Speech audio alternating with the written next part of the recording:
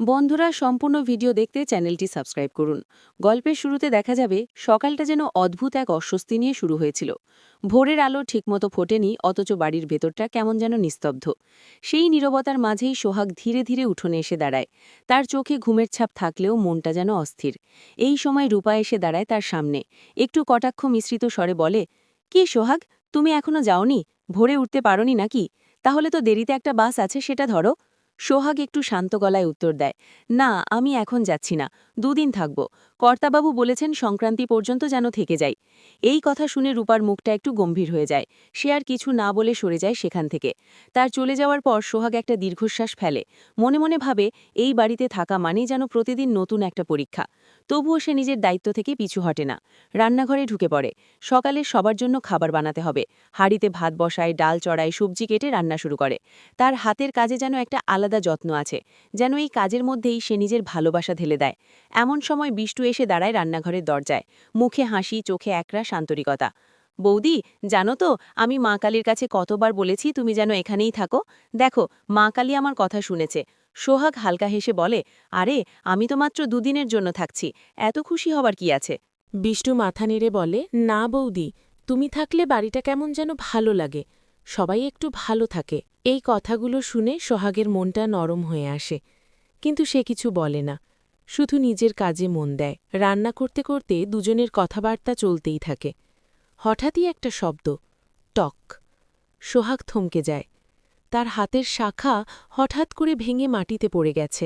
এক মুহূর্তে তার মুখের রং বদলে যায়। সে স্থির হয়ে দাঁড়িয়ে থাকে, যেন কিছুই বুঝে উঠতে পারছে না। ঠিক তখনই ইন্দ্র ভেতরে ঢুকে পড়ে। ভাঙা শাখা দেখে তার মুখ গম্ভীর হয়ে যায়। শাখা ভাঙা তো অশুভ লক্ষণ। এটা ভালো কিছু না বৌদি। এই কথা শুনে সোহাগের বুকের ভেতরটা কেঁপে ওঠে। তার মনে হঠাৎ করেই অজানা একটা ভয় ঢুকে পড়ে। সে শাখার টুকরোগুলো হাতে তুলে নেয়, চোখের সামনে ধরে থাকে।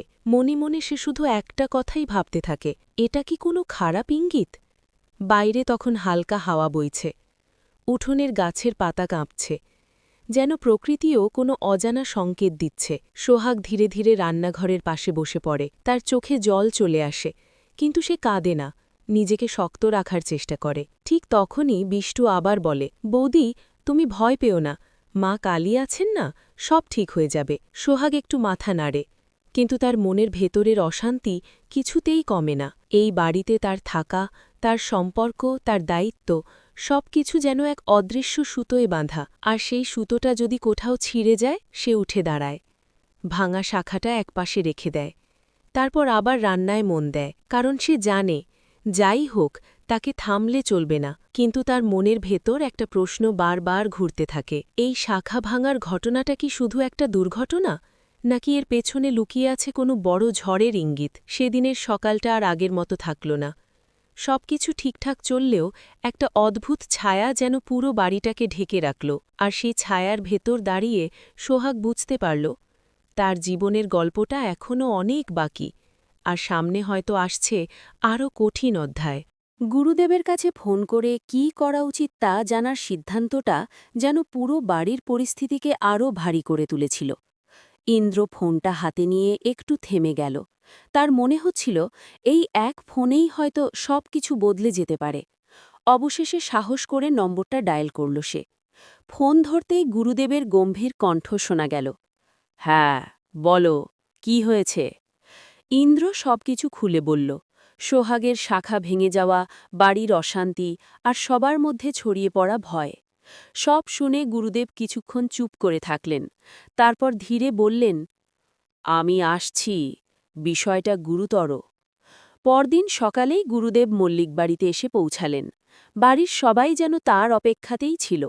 গুরুদেব বসেই বললেন, মল্লিক বাড়িতে নিয়ম অনুযায়ী সাবিত্রী পূজা করতে হবে, আর সেই পূজার মাধ্যমে সূর্য নিজে সোহাগকে আবার শাখা পরিয়ে দেবে।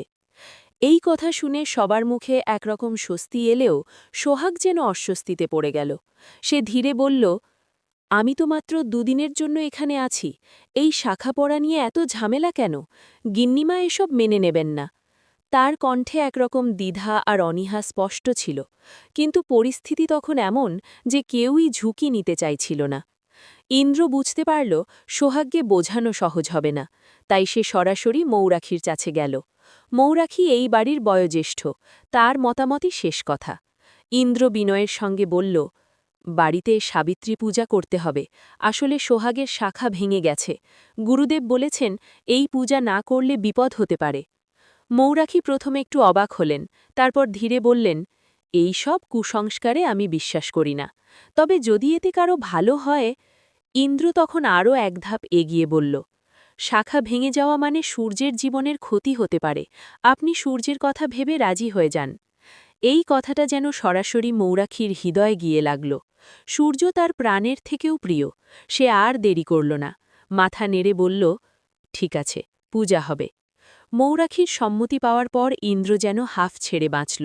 সে তাড়াতাড়ি সোহাগকে জানাতে গেল, কিন্তু সোহাগের প্রতিক্রিয়া ছিল সম্পূর্ণ ভিন্ন। সোহাগ শান্ত গলায় বলল, আমার মাথার উপর ভগবান আছেন, উনি ঠিক সূর্য স্যারকে রক্ষা করবেন।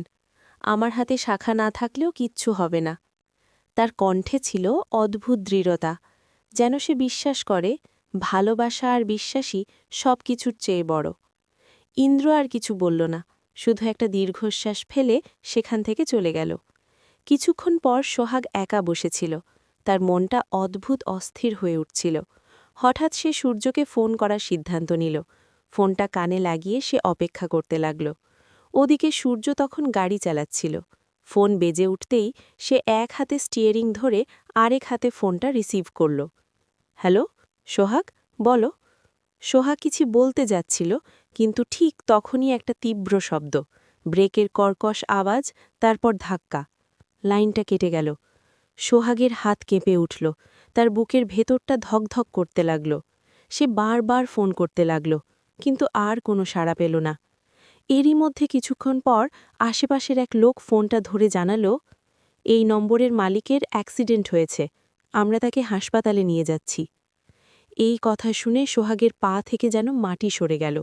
তার চোখ দিয়ে অঝরে জল পড়তে লাগল। সে দৌড়ে ইন্দ্রের কাছে গেল। ইন্দ্রদা, সূর্য স্যারের অ্যাক্সিডেন্ট হয়েছে। এই খবরটা মুহূর্তের মধ্যে পুরো বাড়িতে ছড়িয়ে পড়ল। কর্তাবাবু শুনে আর দেরি করলেন না, সবাই তাড়াতাড়ি হাসপাতালে ছুটে গেল। হাসপাতালের করিডোরে তখন এক অদ্ভুত নিস্তব্ধতা, শুধু সবার মুখে উৎকণ্ঠা। ডাক্তাররা সূর্যকে নিয়ে ব্যস্ত। বাইরে দাঁড়িয়ে সোহাগ কাঁদতে কাঁদতে বলছিল, সব আমার দোষ, আমি যদি ফোন না করতাম। ইন্দ্র তাকে সান্ত্বনা করার চেষ্টা করছিল, কিন্তু সোহাগ যেন নিজের মধ্যেই ভেঙে পড়ছিল। কিছুক্ষণ পর ডাক্তার বেরিয়ে এলেন। তার মুখ দেখে বোঝা যাচ্ছিল পরিস্থিতি খুব একটা ভালো নয়। রোগীর অনেক রক্তক্ষরণ হয়েছে, তাড়াতাড়ি রক্ত দিতে হবে। এই কথা শুনে সবাই একে অপরের দিকে তাকাল। তখনই সোহাগ এগিয়ে এলো। তার চোখে জল, কিন্তু কণ্ঠে দৃঢ়তা। আমার রক্ত নিন, যা লাগে আমি দেব। ডাক্তার একটু অবাক হয়ে বললেন, তোমার ব্লাড গ্রুপ ম্যাচ করলে অবশ্যই। টেস্ট করা হলো, আর আশ্চর্যের বিষয়, সোহাগের রক্তই পুরোপুরি ম্যাচ করল।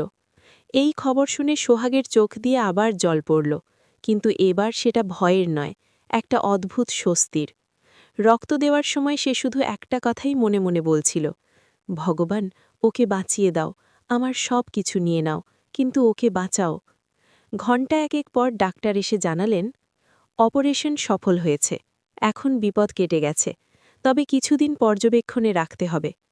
এই কথা শুনে সবাই যেন নতুন করে শ্বাস নিল।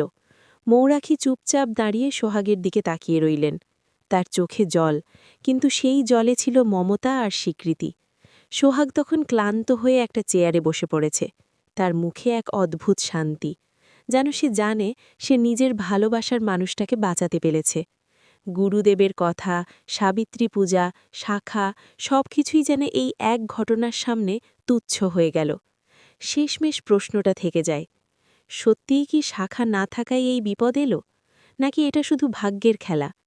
আর সোহাগ, সে কি সত্যিই নিজের রক্ত দিয়ে সূর্যের প্রাণ বাঁচাল? আপনার কি মনে হয়? অবশ্যই কমেন্ট করে জানাবেন আপনার মতামত।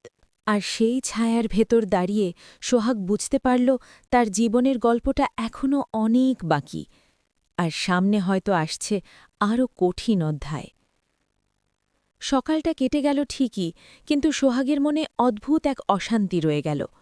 ভাঙা শাখার টুকরোগুলো যেন বারবার তার চোখের সামনে ভেসে উঠছে। সে যতই নিজেকে বোঝানোর চেষ্টা করে এটা শুধু একটা দুর্ঘটনা, ততই মনে হয় এর পেছনে অন্য কিছু লুকিয়ে আছে। রান্না শেষ করে সবার সামনে খাবার তুলে দিল সে।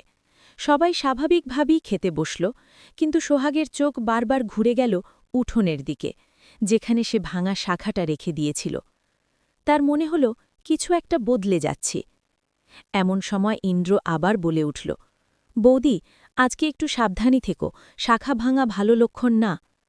কথাটা শুনে সোহাগের বুকটা ধক করে উঠল, কিন্তু সে কিছু বলল না, শুধু মাথা নিচু করে রইল। বিষ্টু পাশে এসে ধীরে বলল, তুমি চিন্তা করো না বৌদি, মা কালী আছেন, সব ঠিক হয়ে যাবে। এই কথায় একটু ভরসা পেলেও পুরোপুরি নিশ্চিন্ত হতে পারল না সোহাগ। তার মনে শুধু একটাই প্রশ্ন, এই অশুভ ইঙ্গিত কি শুধুই কাকতলীয়, নাকি সত্যিই সামনে কোনো ঝড় আসছে? বিকেলের দিকে হঠাৎ করে আকাশটা মেঘে ঢেকে গেল। হালকা বাতাস ধীরে ধীরে জোরালো হতে লাগল। সোহাগ বারান্দায় দাঁড়িয়ে আকাশের দিকে তাকিয়ে রইল। মনে হল প্রকৃতিও যেন তার মনের অশান্তির সঙ্গে মিল রেখে অন্ধকার হয়ে উঠছে। সে নিজের হাতের দিকে তাকাল। যেখানে একসময় শাখা ছিল, এখন সেখানে শূন্যতা। সেই শূন্যতা যেন তার জীবনের কোনো বড় পরিবর্তনের ইঙ্গিত দিচ্ছে। তবুও সে নিজেকে শক্ত করল। মনে মনে বলল, যাই আসুক, আমি ভয় পাব না, কারণ সে জানে তার লড়াই এখনও শেষ হয়নি, বরং আসল পরীক্ষা হয়তো এখনই শুরু হতে চলেছে।